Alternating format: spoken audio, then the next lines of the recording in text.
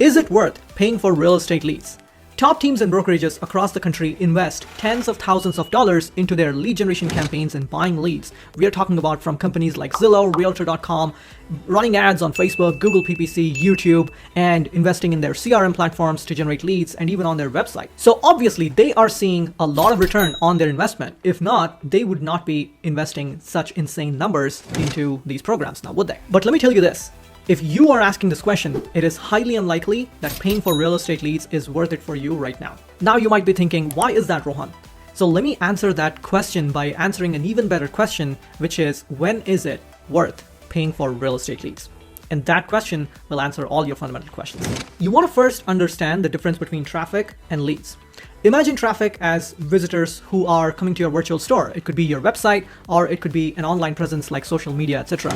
Leads, on the other hand, are a fraction of these traffic who are engaging with you by asking you a question or perhaps requesting a sample of your work.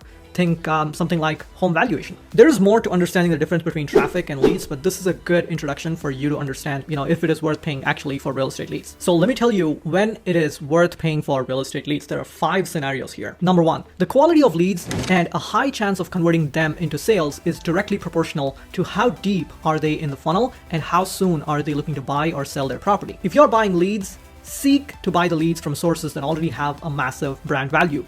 The brand value basically translates over to you. For example, if you're trying to buy leads from Zillow, Zillow already has a big brand, and when consumers go to Zillow and ask for a real estate agent and they connect with you, they assume that they are actually working with a Zillow agent. And if you hate Zillow or other big brands, you should highly consider working on building your own brand.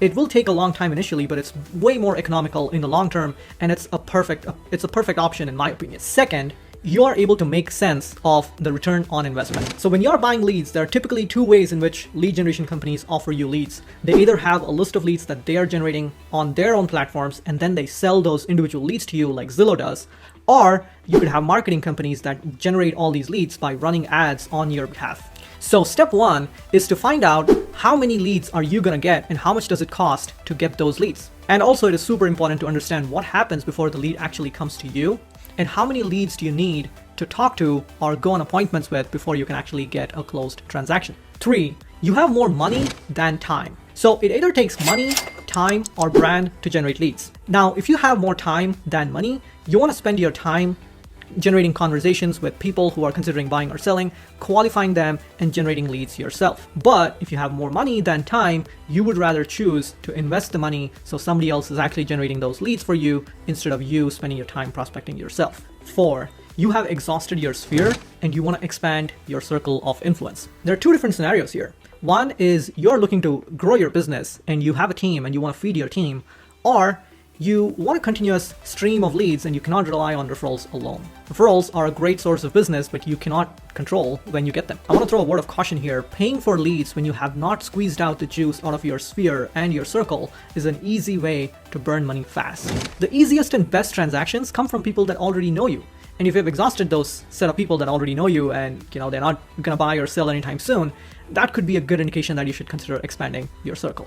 Again, to expand your circle, you can choose to invest your time or money, your choice. But once you generate these leads, know that they don't know you yet.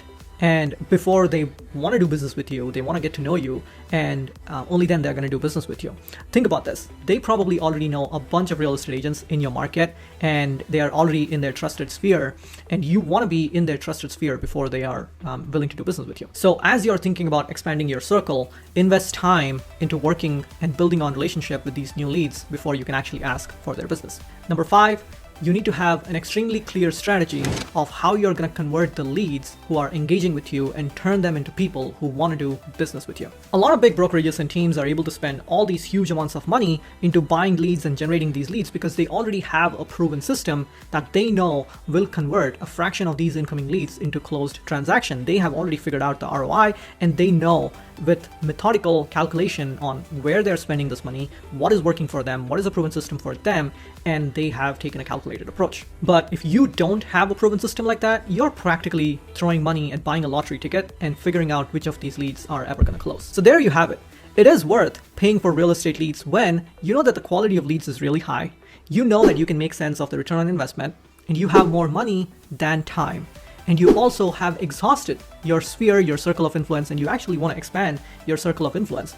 And finally, 5, you have a strategy to be able to convert these leads into people who will do business with you.